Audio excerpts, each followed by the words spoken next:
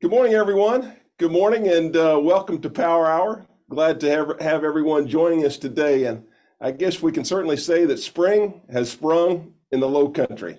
Wow, the weather's been incredible, and I'm sure you've all been enjoying that. And while we've been enjoying that, we're certainly getting ready for a big week here at the Chamber coming up, and that's our Small Business Week, which will run May 15th through the 19th. I think it's important to note that over 80% of our members are small businesses, and it's a week to celebrate the entrepreneurial spirit right here in the Low Country. The road to entrepreneurship, how local small businesses find success. That's going to be a topic that we're going to cover. And whether you're starting your own business or you're looking to grow your business, one you already have, I can tell you that this seminar is the one for you. Our keynote speaker is amazing. He's got a great track record. And he'll also be our moderator, and that's Zach Green. Zach's the author of Warrior Entrepreneur, and his success simply speaks for itself. Zach grew one of his companies in the trunk of his car to over $30 million in organic sales. How about that? He had clients such as Home Depot, Procter & Gamble, the U.S. government, and many, many more. He's the leader and co-founder of Warrior Performance Framework, helping entrepreneurs realize their dreams. He's also a former Marine, firefighter, and he'll be joined by a panel of successful entrepreneurs with us that day. So you won't want to miss it. And I've asked Kelly to put a link in the chat box, and she'll do that. And please sign up, and we hope to see you there. I'm telling you, it's going to be a good one. Also during the week, we're going to be hosting our popular Bluffton Block Party, and we're adding a new event to the lineup, which will be on Friday, and that will be called Food Truck Friday. So watch for more information about that, and we hope you'll come out to the Shelter Cove Park with us to enjoy that on Friday afternoon. And thanks to so many of you who took our Power Hour survey last week. It was encouraging to see so many responses, and those of you who tune in regularly said that you like the time which it is, you rely on Power Hour for some of your top information and topics, and like to continue with the pace in which we're doing it. We also asked what the number one topic our listeners were interested in hearing. And that number one topic is what you want a better understanding of, and that's the Highway 278 corridor project. Imagine that. In true Power Hour fashion, we brought together the entities involved with the project to gain certainly a better understanding of where we are in the process and what we can expect moving forward. Our first guest is County Council Chairman Joe Passiment to talk about the role the county and SCDOT play in the process, and then along with their collaboration with the town of Hilton Head Island. Welcome to Power Hour, Chairman Passiment. We know your schedule is busy this morning, but we certainly appreciate you joining us to fill us in on the latest. Thank you very much. Can everybody hear me? Unfortunately, I'm getting ready to go into a meeting, so I'm in a parking lot in my car. So that's why I'm not face-to-face with everybody. So let me address where I believe we stand, give you some history and where I think we're going. For the last 4 years, Beaufort County and Hilton Head have gathered initial thoughts, conducted multiple studies, listened to community input. We were presented with 17 bridge alternatives to address the corridor between Moss Creek in Bluffton and Spanish Wells on Hilton Head Island. And as a result of all of that, one alternative was chosen. That one preferred alternative was then further refined through community feedback and incorporated with many of the recommendations from a study that was conducted by the town of Hilton Head. MKSK did that study, had multiple recommendations that were incorporated in there. So where are we now? Well, Beaufort County is the lead agency for the project. We've signed an IGA, an intergovernmental agreement that holds the county responsible for the project to start by 2024 and be completed by 2028. 2/3 of the county project cannot be changed because of the bridges, where they start and where they end. No matter how many additional studies we do, the bridge is going to start in Moss Creek, travel across the intercoastal waterway to Pinckney Island, cross Skull Creek, and proceed to Windmill Harbor.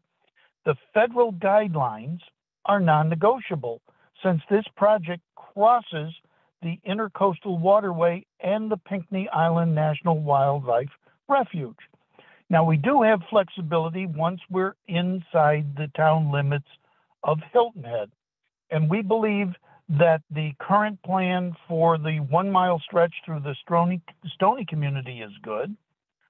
Additional funding has been given for that portion, and another study, an MOA or MOU, however you want to say it, has been adopted by both Hilton Head and the county to move this project forward.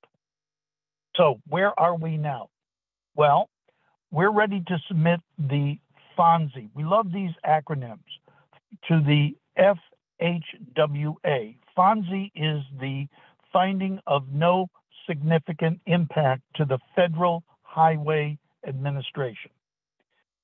We've had a pre-submittal meeting with the Federal Highway Administration and SCDOT, and they have two concerns. One is a funding gap. We're about $39 million short on the total funding for the project. They're okay with that because they believe we are going to go out for a referendum in 2024 that will address that funding gap. Second of all is the town consent, the municipal consent of the town. They're okay because of the MOA that we have signed. With those two in hand, we will probably submit within the next couple of weeks to the Federal Highway Administration to start the final designs of the project by late summer. 30% of the bridge has been designed. The remainder of the bridge will be designed during that time frame, and we will be able to begin the construction on time and have it completed on time. So that's my belief of where we stand and a little bit of history in a short period of time before I go into my next meeting.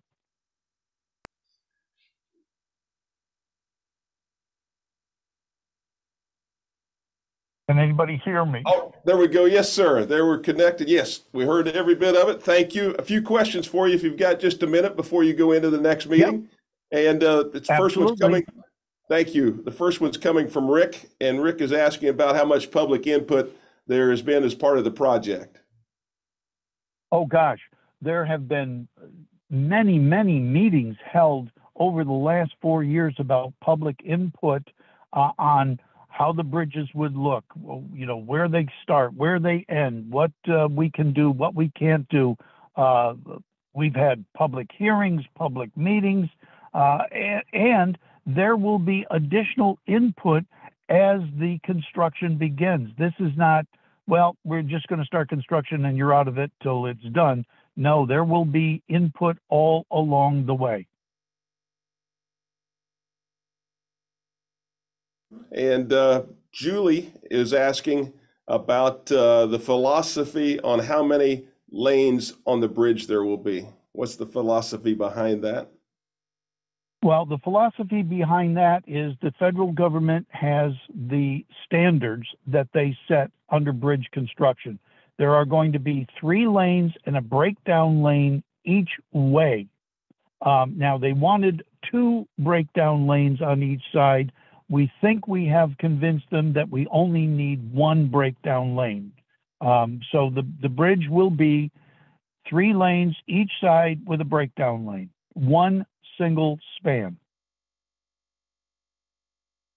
Right. Thank you. And the next question is, there was discussion about the possibility of turning one of the old bridges into a park. Is that still a possibility or not? The answer to that is no, because the bridges have to be replaced. Their lifespan has a certain timeline. The one bridge, obviously built in 1958, is beyond its span. Every other one of the bridges do not meet seismic standards. So to do a park, the federal government would have to turn the bridges over to the county. The county would be then responsible for maintaining those bridges, which is a cost that we do not feel is bearable. All right, thank you. A couple more. I know before you need to run. The next question is Yep. coming from Steve, and Steve is asking, is there still a plan for a signal at Windmill Harbor? Yes, yes. And what we're doing is hoping to put a temporary one in as the project begins. But yes, there is absolutely a single signal at Windmill Harbor. All right, Michelle is asking, do we have preliminary specs or drawings yet? 30% of the bridge has been designed. Once it is submitted for the FONSI and the FONSI is accepted, then we can go forward with the final designs of the bridge. So we have some renderings that people can see on the website, but that is not the final design until late this summer. Next question's from Benjamin, and Benjamin is asking, what is Plan B to cover the funding shortfall should the transportation referendum fail? That's a very good one. We haven't, we're putting together Plan B as we speak. So stay tuned. We will have a Plan B should the referendum fail. But we're hoping that the referendum won't fail because we intend to address the remainder of what needs to be done on Hilton Head Island to make that an entirely safe corridor from one end of the island to the other. All right, Mr. Chairman, one more question before we let you run. And I guess this one is, it's coming from Jeff. And if you had a crystal ball, when will construction begin? Probably, I would say no earlier than December of 2024 or the beginning of 2025. All right, there you have it. I feel like we had rapid fire questions with you this morning, but it's very helpful having you for the short time. And thank you for joining us today. Yeah, I'm sorry I couldn't be there in person and would have liked to have stayed for the whole meeting, but duty calls. Very good. Thank you, Mr. Chairman. Okay, thanks. Have a great day, everyone. Bye. Next, we'll move right on to the town of Hilton Head Island, and we all know that they play a pivotal role in the corridor project. And they recently formed a committee related to the project that includes citizens' involvement. And here to tell us more about that is the Hilton Head Island's Assistant Town Manager for Community Development. And Shawn Colin is glad to be with us. We're glad to have you with us. Good to see you there. Shawn Colin. Yeah. No, thank you, Bill, and thank you for inviting me to participate in this panel. Well, one, I'd like to thank the county and the state for their partnership and working closely and listening to the town on input for the project. I think in the past couple of years, we've really made strides in improving what's been proposed throughout this past many years. We continue to work, as Chairman Passiment said, on execution of provisions of a jointly adopted memorandum of agreement, which includes recommendations that the town council adopted back in October of 2021 to improve the project. As you recall, some of the intersections through the Stony community were a little bit foreign to us here in the Low Country. And so there have been several improvements that have been made that were advanced in a modified preferred alternative that was released last March.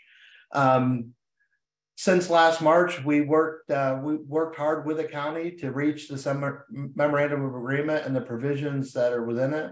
One key item was to do an independent review of the existing work that had been done. And we are working with the county. They procured a consultant, engineering consultant, to do that work. And we're jointly working with the county as that work advances. One key change or addition to the process was in January, our town council asked our town manager to procure our own consultant to do an independent study to make sure that we have the confidence necessary to make an informed decision, especially as this project impacts our community so directly. And so our council approved creation of an advisory committee made up of 5 members and an alternate. Our mayor, Alan Perry, serves as the town council representative. We've got an engineering representative, 2 citizen representatives, and then representatives from the Stony community, one member and 1 alternate. And so that committee has been formed. They met in late April for the first time, and we'll meet again on May 12th, next Friday. And the purpose of the committee is to make sure that the scope that our consultant will scope of the project our consultant will execute, will give us the confidence that we need to look at some key elements with this project. We want to make sure that we're looking at the right scope of the project.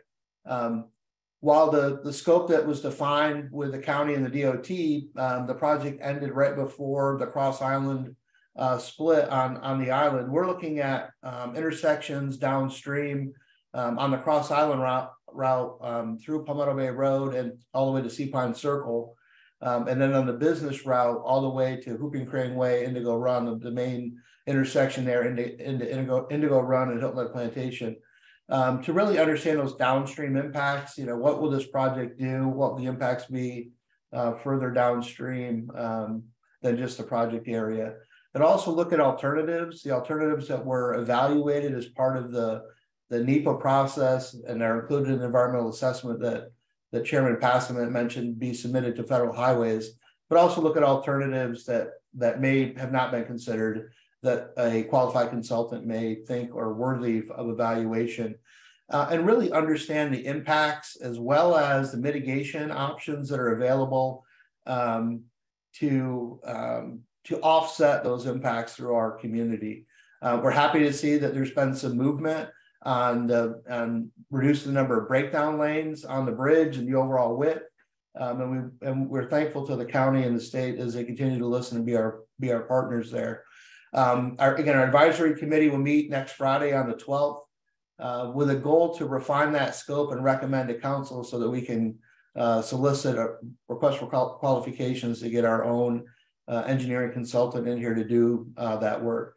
Another key element that was part of the memorandum of agreement with the county and something that the town has been executing is the installation of adaptive traffic signal technology, or smart signals, as some call them. We built it into our capital improvement project for this year, and we're currently executing a project. You may see some bucket trucks at signals moving around our 25 signalized intersections, but it's adding this adaptive traffic signal technology so it monitors and adjusts signals in real time. We expect to have that project complete here in June and then do some testing and a few other things, but have the system live here this summer.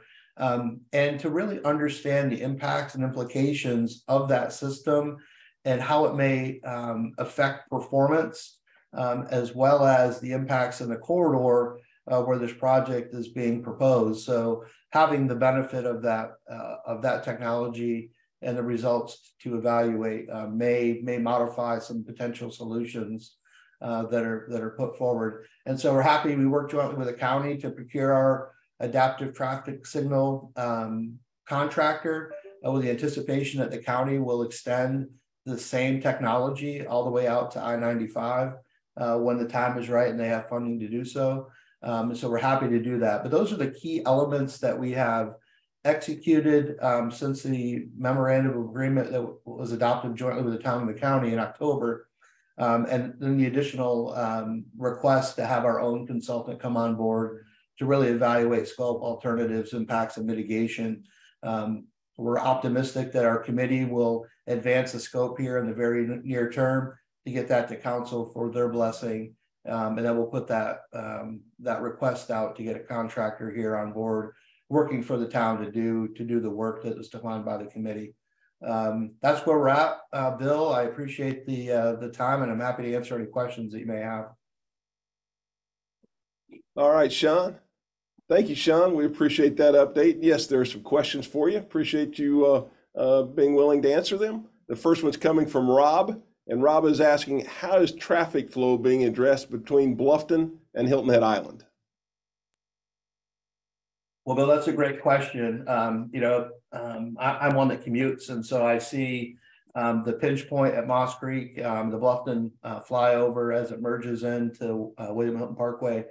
But as you come on the island, we've adjusted our signal timing to maximize green flow in the peak hours, both on island in the AM and off island in the PM. And we've seen some benefits. There's no solution at this point for the volume of traffic, but we have tried to maximize the signal timing to make sure that we are maximizing the efficiency of the system that we do have. All right, thank you. And Linda is asking, will there be a separated bike pedestrian path?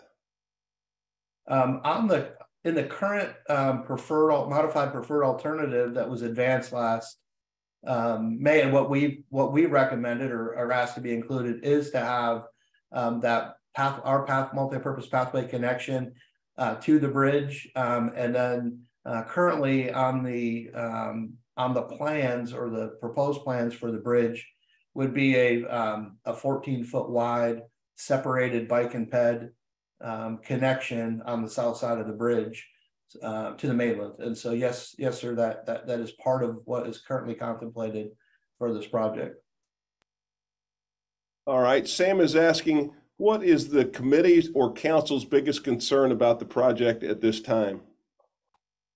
Well, that's a good question. And we've only had one meeting with the committee, and so I don't want to speak unilaterally, but I think right now it's really to understand the possibilities for and alternatives, to see if any alternatives that were evaluated were dismissed prematurely, or if there's any other options that might be available. I think really that impact and mitigation component from wherever the bridge lands through the Stony community or to those direct impacts to our community need to be evaluated, quantified, and mitigation plans drafted so that we have some confidence that we're making the right decision.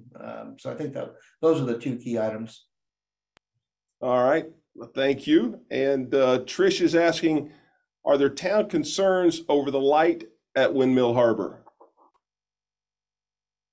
Well, I know that there were public comments throughout this process, some that speak for or against. I think we want to evaluate with our traffic experts to see the benefit of the installation of a signal there versus the impacts it will have on performance and overall quality of the experience as you come through that corridor. A related question to that from Emily, and Emily is asking, when will the temporary light go into Windmill Harbor?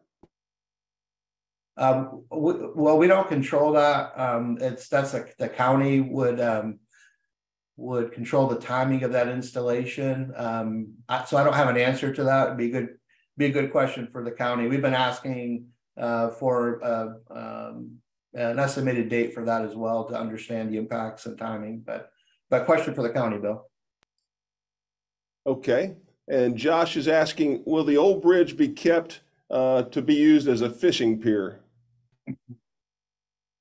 The current plans have the removal of the bridge as part of the environmental mitigation.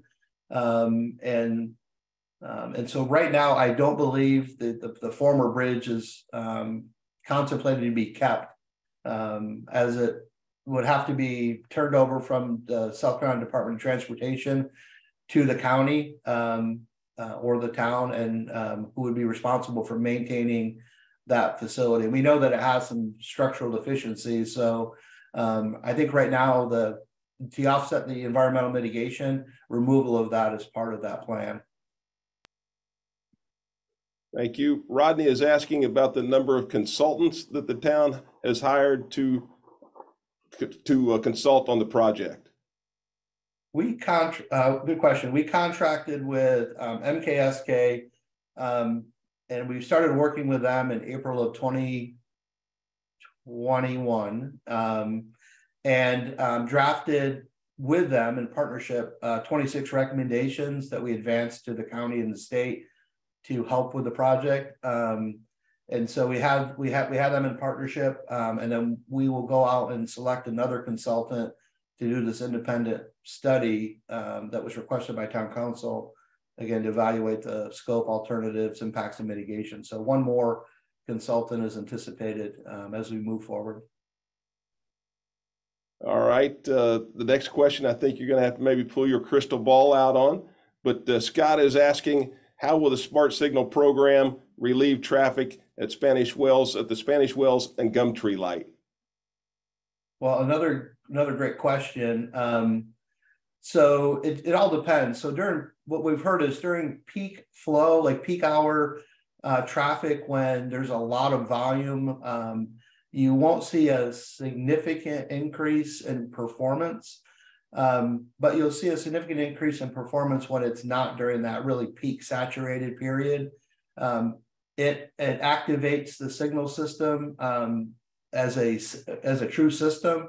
It has radar detection for bike and ped crossings, so you won't get the crosswalk signals running when there's no one there. So it does make the system overall much more efficient, and so you will see some improvements in that. It'll adjust the signal timing based on true volume and the turning movements that are needed to clear the signal. So you will see some, just not quite as much during that peak saturation period in the AM or PM. All right. Karen is asking when you expect for traffic work to begin after you cross the bridge on Hilton Head Island. Well, the adaptive traffic signal project is underway. I anticipate that the work on Hilton Head Island would be in concert when both the town and the county agree to advance the project that Chairman Passiment mentioned. And so it would be similar to the time frame that he had estimated in his comments.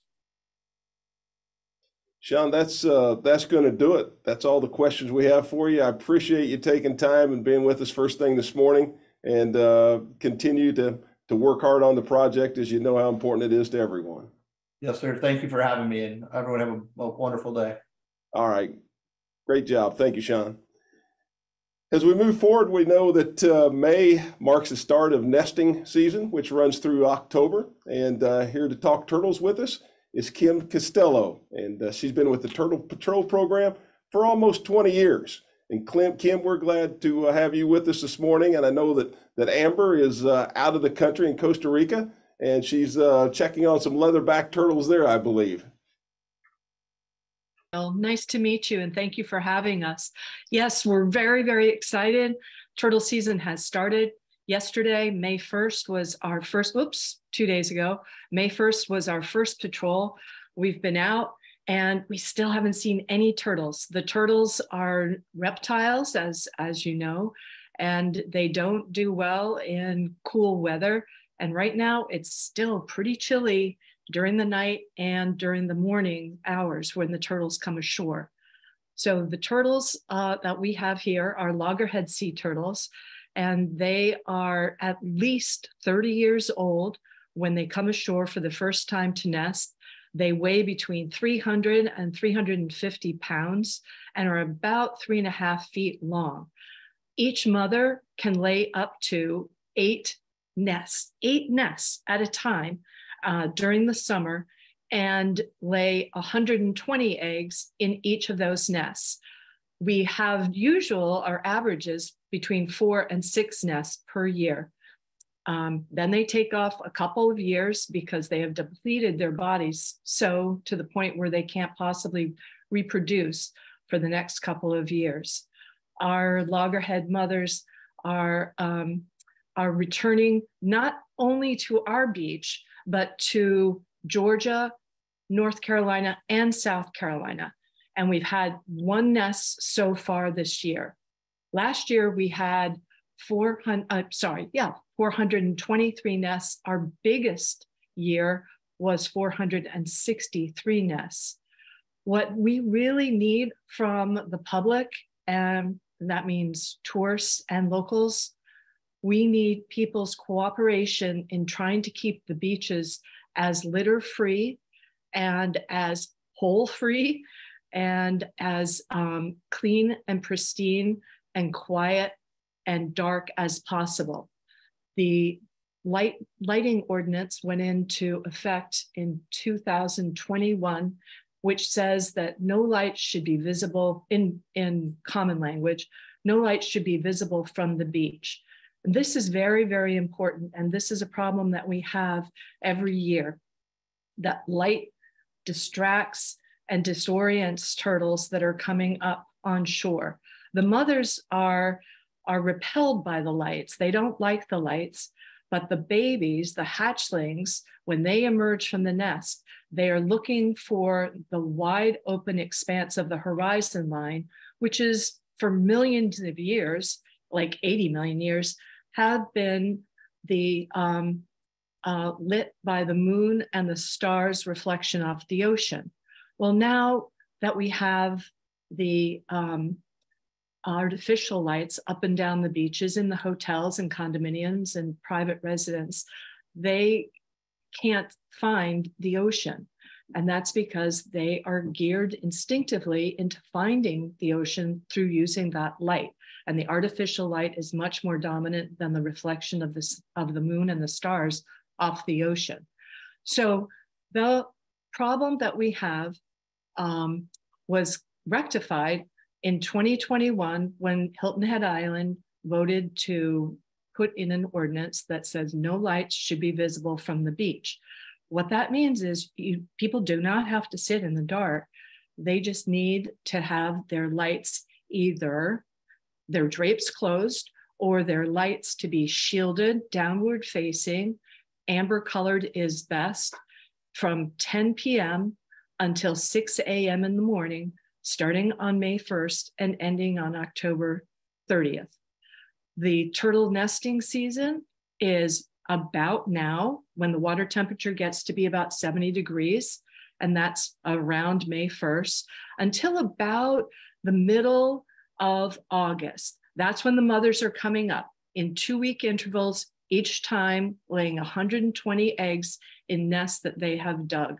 It takes them about 2 hours to do that whole process, depending on the tide, because it doesn't matter to them if there's a full moon or a high tide or a low tide.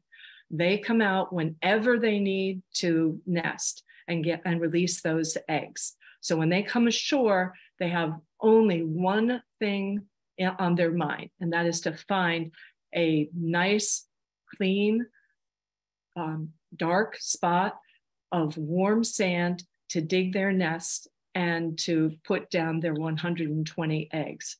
That's why we need people on the beach to use red light flashlights when they're walking. We don't want anybody to be in any kind of danger. And it can be kind of dangerous walking on the beach at night because we have lots and lots of tide changes. So there are holes left in the sand by tourists and by locals. And if they aren't filled in, you can easily twist an ankle or a knee walking on the beach. So please take your red light flashlights, because even though the turtles do see the red light flashlights, it's not as disturbing to them as the white lights. Let's see, what else did I want to tell you about? Oh, Celebration Park. Every single Monday night, there are free talks given by Amber Kuhn. She is a marine biologist and she heads our program and has for many years. It's at Celebration Park down at Coligny. It's 8 o'clock, open to the public, free. Bring your blankets or your chairs and come hear Amber talk. This year we have an exciting new development. We have rented a Jumbotron from the Island Recreation Center. So we will have a lot more video presentations ability. That's every Monday night, starting on June 5th, I believe. It's Monday, the Monday after Memorial Day, running through August 28th, I think. That's the last Monday in August. Let's see. This is the 50th anniversary of the Endangered Species Act. It was put into effect in 1973. All 7 species of sea turtles are on the list. And all of the sea turtle, well, 6 out of the 7 sea turtle populations are in the US waters somewhere, either in the Atlantic or Caribbean or the Gulf of Mexico or the Pacific. Only one, the Australian flatback, does not make any kind of appearance in the US waters. Let's see, Amber's been on patrol for 25 years. This is my 21st year. I've lived here in Hilton Head for 30 years and became fascinated with sea turtles, and soon wiggled my way onto the Sea Turtle Patrol. And like I've said to many people, it's till death do us part, for sure. The other person that I'd like to mention is Nancy Weckhorst. Nancy started the program here under the direction of Sally Murphy in 1981. 1981, Nancy was walking and biking and recruiting kids, teenagers, to come and help her find nests, document nests. And while she was doing this, she was noticing that there were more turtles washing up dead. It's called stranding, but they are dead than there were nests on our beach. And to get to the bottom of this, there was a study conducted, and they found that one of the problems was shrimping nets. And so in 1990, the United States, or South Carolina, I believe, passed a shrimp trawling, it's called a TED excluder device. It's a TED, turtle excluder device, needed to be required on every shrimping boat that was trawling in our waters. And when they did that, the incidence of bycatch, of turtles drowning, significantly was reduced. Nancy took many, many years off because she was involved in her business to the point where she couldn't.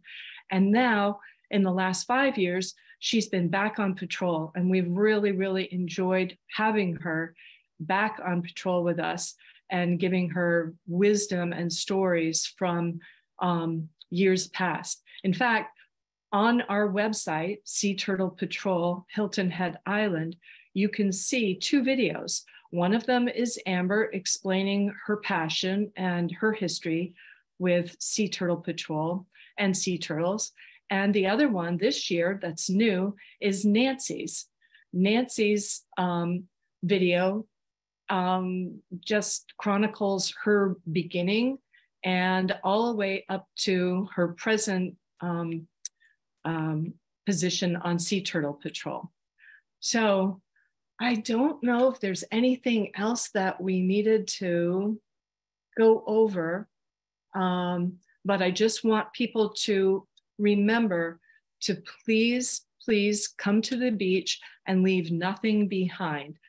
Please do not bring garden spades, big shovels to the beach, because there is an ordinance that forbids them. 30-inch plastic shovel is all that you are allowed to bring to the beach, and your holes should be only a foot deep.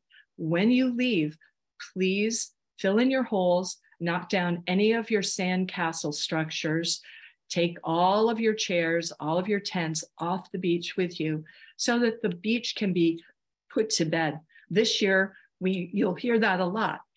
Put the beach to bed is our byline, and what we want every person to know and understand just why it's so important for these 80 million year old marine reptiles to be able to come and safely nest on our beaches. Thank you very much.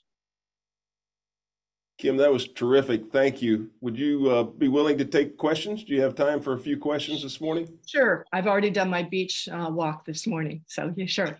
All right, good. The first question is coming from Juliana, and she is asking if the talk at Celebration Park is kid friendly. Oh, yes. Very kid friendly. And it begins at 8 o'clock. And it's usually about an hour long. There's lots of videos, and Amber is very, very interested in having families come and children be present so that they can encourage other generations to be involved and to share our passion. All right, thank you. Mike is asking a two-part question. How many volunteers do you have for the program? And then the second part of that, is it possible to volunteer? Well, Mike, I have some not so good news for you. It's really hard to get on Turtle Patrol, really, really hard. We have 18 members plus Amber, so there's 19 of us. And we go out every single morning at 5 a.m. and patrol the beach until we have completed the whole run of the beach. That can take, if there's nothing, if we don't stop because we have to drive at a safe speed, it can take 3 hours to do that. So we never know how long we're going to be out there. We start at 5, and I know myself and another colleague, Caroline Lane, hold the record for the longest sea turtle patrol. That was a few summers ago. In the middle of the heat of the summer, we were on a John Deere Gator. We actually got stuck, and we were out there with 13 nests that we had to relocate. 11 of those nests. We were out there for 12 hours. We started at 5 and we ended at 5. That was ludicrous. But most of our patrols last about 4 or 5 hours. So there's 19 people on patrol, and we are all such turtle fanatics that really, what I tell people is you kind of have to be willing to commit murder and get away with it to get on patrol. There's another group of people that do come and help us. They're called the Turtle Trackers, and they are the ones that come out at night. We patrol in the morning, and in the evening, they go out and they fill in the holes for people that don't understand what they're supposed to do on our beach. They pick up trash, and they educate people who come up to them and ask questions about why they're raking the holes and shoveling sand into holes and flattening out sand castles. So they talk to people about the need for beach to be clean, clear, dark, and free from any kinds of holes and structures. All right, Kym, thank you. That sounded like quite a 12-hour experience. Yeah, it one was. that I know you probably don't want to repeat anytime soon, if ever. No, thank you anyway. The next question is coming from Jana, and Jana is asking how the Turtle program is funded, and then how do I make a donation? Oh, you are wonderful, Jana. We are privately funded. We don't get any funds from state or federal, and we get grants, and private donations are very welcome. It is Sea Turtle Patrol, Hilton Head Island. You can go on our website and look at that, and you can donate that, or you can do something cool, and that's called, we have an nest dedication program that you can sign up for also. And you can dedicate a nest to someone and make a donation for that. And then you will receive information on when your nest has been laid and the results of your nest. So that's a pretty cool thing. And we have a lot of nest dedications already for the season. So if you are thinking about it, please jump in, get on our website, and see what nest is available. Kym, one more question for you, and that's coming from James. And James is asking where he can purchase a red flashlight. Oh, that's a good question. There are many places around Hilton Head Island. One of our sponsors is the Surge Group, and they sell red light flashlights at the coastal provision stores in Coligny and in Shelter Cove. All of the hardware stores, the True Value, the Graco, and any of the local hardware stores also have red light flashlights. Thanks for asking that question. Kym, thank you so much for being with us today. And not only that, but what you and all the volunteers do for this wonderful program. It's greatly appreciated, certainly by the Chamber of Commerce and all of our residents as well. Well, thank you so much for having us. And we do appreciate all of the support and love that we feel for the sea turtles. And we look forward to a great season. You're terrific. Thank you so much. Bye-bye now. Bye. Also on our website, if you wanted to go to hiltonheadisland.org, you will see in the left upper corner there is a call out for the sea turtles. And I'd encourage you to do that and look through some of the information that we share there. Also, remember, May 15th through 19th is our Small Business Week. Please sign up for the seminar if you're interested, and call the Chamber with any other questions you might have. We appreciate you being with us today. Thank you very much. Enjoy the great weather, and we'll see you again. Mark your calendar, June 7th for our next Power Hour. Have a great rest of your week. Thank you.